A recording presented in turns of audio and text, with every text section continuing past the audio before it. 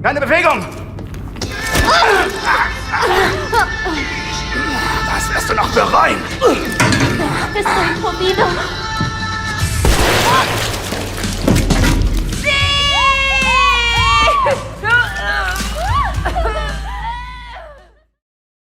Durante muchos años, los videojuegos han sido tachados de generar violencia entre las mentes jóvenes que conforman a nuestra sociedad.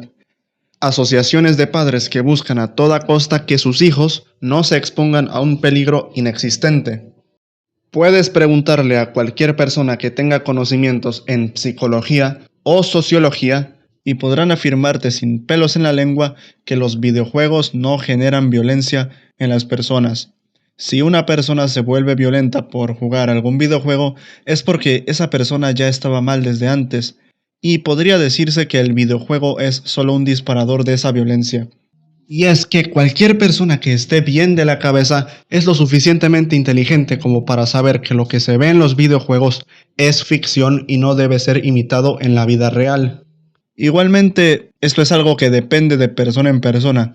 Estoy seguro de que tú, querido espectador, has tenido alguna vez una reacción violenta por jugar algún videojuego.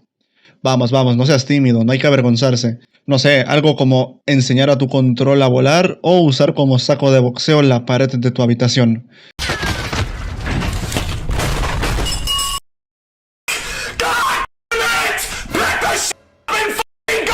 Yo por mi parte, cuando juego al Dark Souls y muero tras haber avanzado gran parte del juego, simplemente suspiro y dejo de jugar por unos minutos para aclarar mi mente. Eso sí, si llevo atorado mucho tiempo en la misma zona puede que levante los brazos y pegue un grito primal. Por eso hoy quise hacer este video, en donde vamos a explorar cómo ha ido evolucionando la violencia en los videojuegos y los diferentes usos que se le pueden aplicar, así como también argumentar por qué yo considero que la violencia es necesaria en los videojuegos.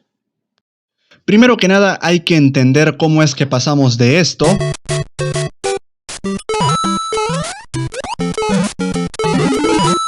a esto.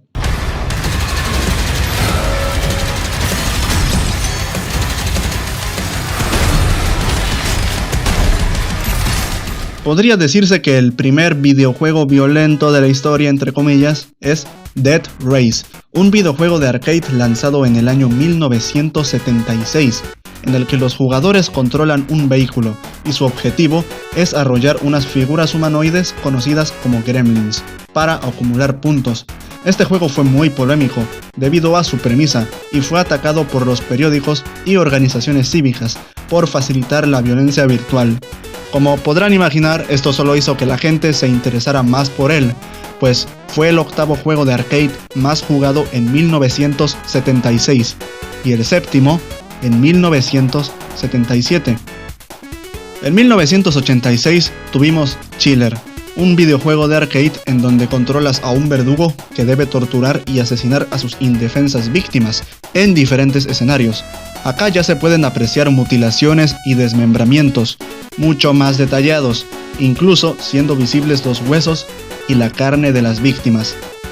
En 1989 salió Elvira Mistress of the Dark, un videojuego de rol con temática de terror basado en la película del mismo nombre, en donde los jugadores se adentran en un castillo para rescatar a Elvira, que fue capturada, y nuestra misión es rescatarla. En este juego se podían apreciar decapitaciones, empalamientos, degollaciones, desmembramientos y todo lo que te puedes imaginar, todo con un detalle impresionante para la época. En los años 90, por alguna razón, las compañías se esmeraron en hacer videojuegos cada vez más violentos. En 1991 salió Waxworks, que presentaba ejecuciones mucho más detalladas y grotescas de las que se vieron en Elvira. En 1992 tuvimos el famosísimo Wolfenstein 3D, que aparte de ser polémico por su violencia, también lo fue por el uso de esvásticas y simbología nazi, y la aparición del mismísimo Adolf Hitler como villano del juego, siendo prohibido en Alemania en 1994. Claro que prohibir este juego solo hizo que los aficionados a los videojuegos se interesaran más en él. En el 92 salió el famoso Mortal Kombat, un videojuego de peleas reconocido por sus fatalities, movimientos finales en los que el jugador acaba con sus rivales de una manera sangrienta. Este juego fue altamente polémico y fue atacado por padres de familia al considerarlo demasiado violento para los jóvenes, siendo incluso censurado en algunos de sus ports a consola. A causa de esto se creó la ESRB, un sistema de clasificación por edades para que los padres sepan de antemano si el juego es apto para sus hijos o no. De una les digo que esto no sirvió para nada, pues los padres por alguna razón se seguían enojando porque sus hijos jugaban videojuegos que ellos mismos les compraron, pese a que ya tenían un modo para saber si el juego tenía contenido explícito o no. Y a partir de acá saldrían videojuegos como el famosísimo Doom en 1993, cuya historia creo que no es necesaria contar. Phantasmagoria en 1995, juego donde se usaron actores reales y efectos prácticos para crear sus impactantes ejecuciones. Postal en 1997, donde controlas a un tipo que sufre un brote psicótico y piensa que los habitantes de un pueblo se han convertido en monstruos y como el único superviviente tendrá que matarlos. Y con la creación de los primeros motores gráficos en 3D, la cosa iría escalando hasta los videojuegos que tenemos hoy en día. ¿Saben algo? Mientras escribía este guión, he llegado a la conclusión de que existen ciertos tipos de videojuegos que implementan la violencia de distintas maneras. A estos los he dividido en 3 grupos y a continuación los explicaré y daré ejemplos. El primer grupo está conformado por los videojuegos que usan la violencia por morbo. Acá están los videojuegos que usan la violencia para llamar la atención del jugador y generar controversia, como por ejemplo Manhunt, tanto el juego original como su secuela, ambos desarrollados por Rockstar. Debido al boom de los videojuegos de terror a comienzos de los 2000, Rockstar también quería subirse al mismo barco. Es por esto que en el año 2004 lanzaron Manhunt, un videojuego con una temática oscura, en donde nosotros somos el monstruo. Aunque a día de hoy Manhunt es considerado un videojuego de culto, en su época provocó mucha controversia debido a las formas tan bestiales en las que nuestro personaje ejecutaba a los NPCs enemigos, siendo catalogado en esa época como el videojuego más violento de la historia, y diciendo que era simplemente violencia sin sentido. Además que les enseña a los niños cómo matar a alguien y utiliza métodos despiadados, sádicos y crueles, según un periódico de la época. Incluso hubo muchos empleados de Rockstar que se sentían incómodos con este juego, tanto así que Jeff Williams, un ex empleado de Rockstar, declaró que casi hubo un motín en la empresa por este juego. Según sus propias palabras, simplemente nos hizo sentir mal. Se trataba de la violencia, y era una violencia realista. Todos sabíamos que no había forma de justificar este juego, no había forma de racionalizarlo, estábamos cruzando la línea. Claro que, a pesar de su controversia y que fue prohibido en países como Nueva Zelanda, Alemania y Canadá, el juego fue bien recibido por la crítica y fue un éxito en ventas, por lo que en el año 2007 lanzarían su secuela, Manhunt 2, el cual apenas fue anunciado, muchos periodistas y grupos cívicos empezaron a atacarlo, no solo porque era mucho más violento que el anterior, sino también por un caso relacionado con el primer juego, y es que el 28 de julio de 2004, un joven británico de 17 años llamado Warren LeBlanc asesinó a Stefan Pakira, de 14 años. El videojuego fue vinculado al asesinato, debido a que Warren tenía una copia de Manhunt entre sus cosas. Los padres de la víctima afirmaron que el juego influenció en el asesinato de su hijo. La Asociación de Editores de Software de Entretenimiento y Ocio dio sus condolencias a la familia de la víctima, pero negaron cualquier vínculo entre el juego y el asesinato. Meses después, la policía igualmente declaró que no había relación entre el juego y el asesinato, pues simplemente había sido una disputa bajo la sustancia de drogas, además de que el videojuego le pertenecía a la víctima y no al asesino. Continuando con Manhunt 2, si ya de por sí el primer videojuego era violento, este llevaba la violencia al siguiente nivel. El lanzamiento del juego fue programado para julio del 2007, pero debido a sus niveles tan extremos de violencia, fue catalogado como solo para adultos, lo que podría afectar sus ventas, por lo que retrasarían su lanzamiento para bajar un poco la violencia, simplemente añadiendo filtros y moviendo la cámara durante las ejecuciones para que no se aprecien tan bien. A pesar de todo, el juego fue igual de controvertido o incluso más que el primero, siendo prohibido en países como Alemania, Nueva Zelanda y Corea del Sur. Claro que también hay videojuegos que implementan mal este tipo de violencia, como puede ser el infame Hatred, un videojuego de disparos con vista isométrica inspirado en el primer Postal. El juego fue vendido como el disque videojuego más violento de la historia, cuando al final terminó siendo simplemente un videojuego edgy y pretencioso donde controlamos a un psicópata que por alguna razón inexplicable está resentido con todo el mundo y sale a la calle a matar gente porque sí.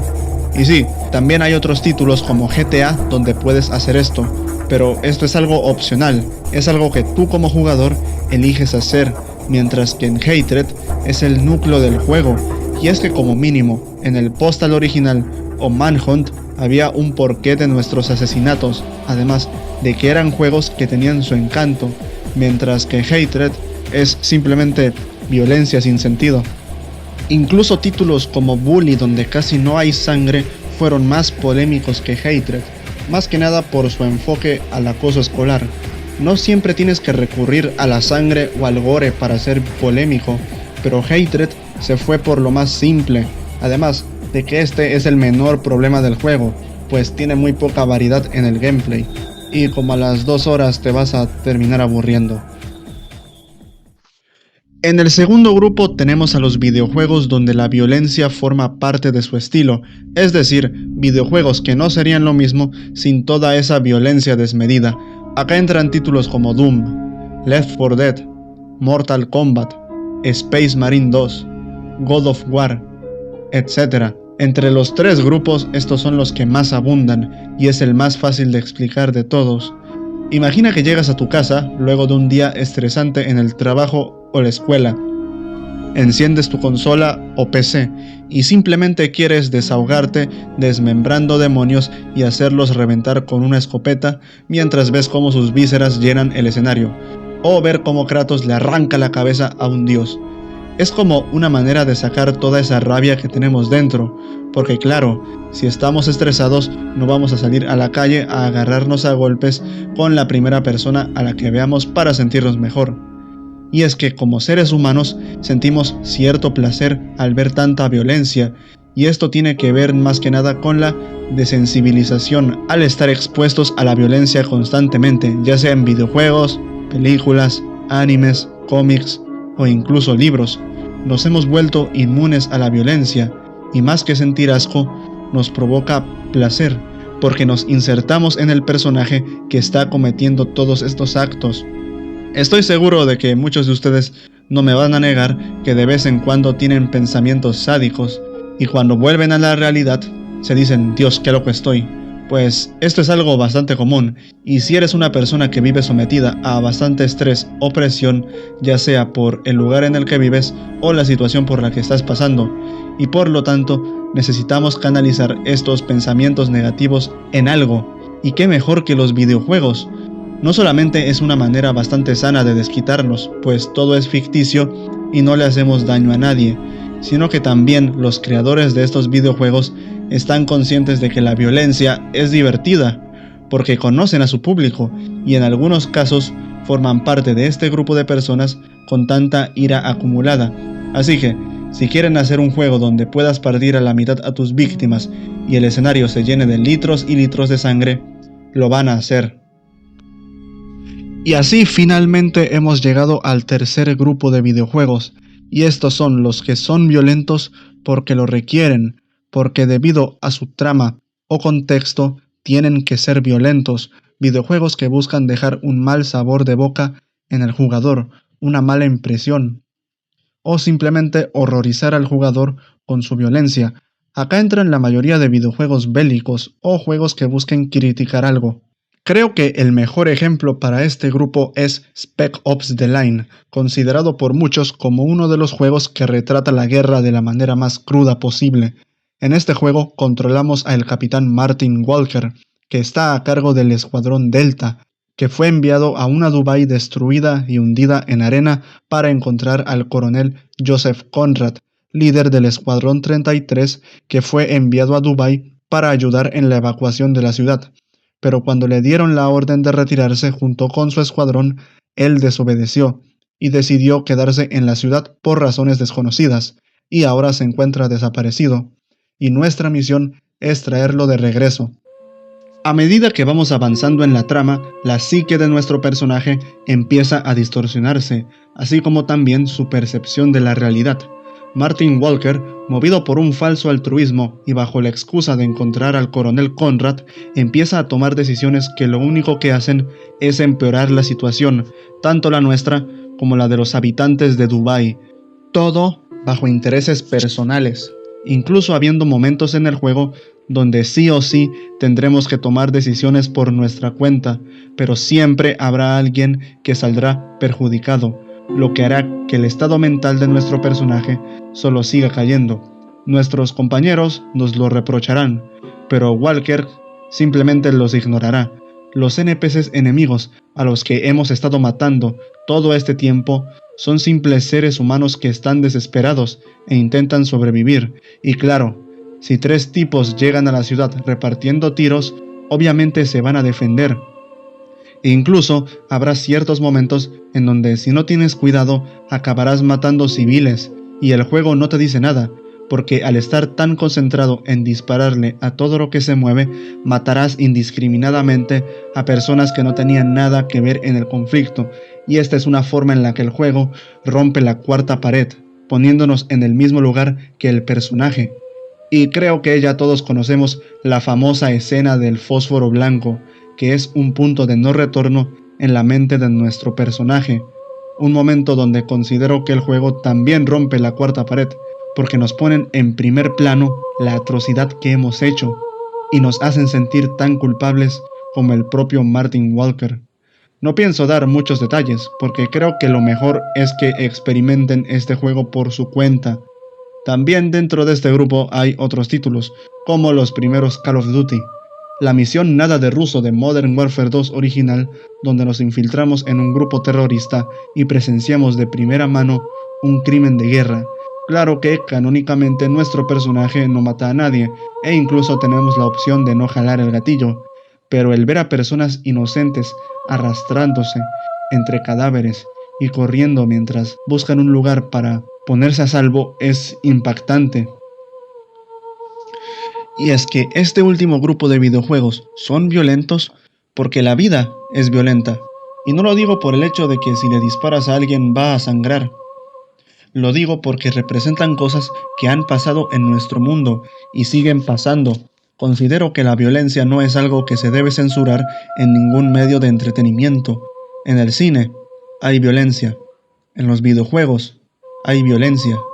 En la música hay violencia, e incluso hay libros donde se puede encontrar material explícito. Y por supuesto, en nuestro mundo hay violencia. Estos videojuegos lo único que hacen es representar esa violencia. Es algo que no se puede omitir porque forma parte de la naturaleza de nuestro mundo, y nuestra naturaleza como seres humanos nos ha acompañado desde siempre, y no vamos a censurarla solo porque un pequeño grupo de personas los escandaliza. Estos son errores de la humanidad que merecen ser recordados para que no vuelvan a repetirse y para tener constancia de hasta qué punto puede llegar la crueldad humana. Es verdad que no todos los videojuegos son violentos, porque siguen siendo un medio de entretenimiento y los hay para todos los gustos y colores.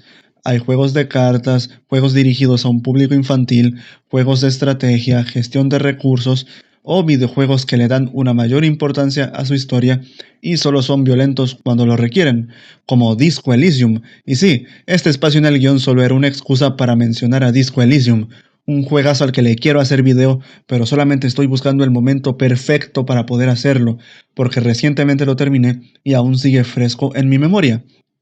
Pero me estoy desviando del tema. A lo que quiero llegar es que a pesar de que existen todo tipo de videojuegos, la gente solo se centra en los que contienen material explícito, porque son los títulos que más llaman la atención.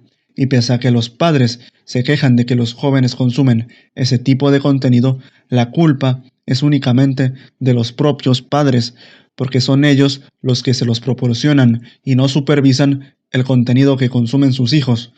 Un niño no debería estar jugando títulos como Grand Theft Auto o Gears of War, pero en lugar de asumir la culpa y prestarles más atención a sus hijos, que sería lo más fácil, deciden echarle la culpa a los videojuegos. Lo que estoy a punto de decir sé que no tiene mucho que ver con la temática del video, y tampoco me gusta meterme en temas políticos, pero es algo de lo que siento que se debe hablar. Yo soy de México. He vivido acá durante toda mi vida y estoy orgulloso de haber nacido en México. Sin embargo, no podemos negar la situación que está viviendo mucha gente acá. Un gobierno liderado por una presidenta incompetente que deja que el país sea controlado por cárteles de narcotraficantes, los cuales desaparecen, extorsionan y amenazan a los civiles. Siempre que alguien levanta la voz o intenta hacer algún cambio, no es muy raro que a los pocos días se le declare desaparecido o sea encontrado muerto. La gente está tan acostumbrada a vivir así que no le toman importancia hasta que le ocurre algo a ellos o a algún familiar. Además, la normalización de la narcocultura ha hecho que pertenecer a este mundo sea algo a lo que aspirar, cuando no es nada de eso. Llevamos como mínimo 20 años viviendo así, y los políticos nunca aprenden, y parece que jamás lo harán. Al menos yo tengo la fortuna de vivir en una ciudad bastante tranquila, y nunca me ha tocado experimentar esta situación. Sin embargo, es algo que ocurre en mi país, y eso es algo que me inquieta. ¿Y qué es lo que hace el gobierno? En lugar de meter a todos esos criminales a prisión y restablecer el orden o prohibir la narcocultura, deciden hacer la vista gorda y echarle la culpa a los videojuegos. Y es que recientemente se ha aprobado la reforma al Código Fiscal de la Federación, a la Ley Federal de Derechos y la Ley de Impuestos Especial sobre Producción y Servicios. Esto significa que a partir del 2026, los videojuegos con material explícito tendrán un 8% más de impuestos en México, aumentando su precio con el objetivo de dificultar más su acceso. Esto afectará a títulos que se lancen a futuro, todo con la excusa de moderar el contenido violento y hacer el país más seguro, cuando este no es el principal problema. Perdónenme por terminar el video de esta manera, pero es algo que simplemente quería expresar y siento que no debía quedarme callado. En fin, sé que es una forma un poco rancia, por así decirlo, de terminar el video, pero bueno. Ya saben ustedes que les doy las gracias por haber visto el video hasta el final. Me da mucho gusto que haya gente que disfrute de mis videos, y el ver que mis videos reciben apoyo solamente me motiva a continuar más con este canal. Si el video les gustó, le pueden dar like, y si quieren ver más de mi contenido, los invito a que se suscriban. Eso ha sido todo por hoy.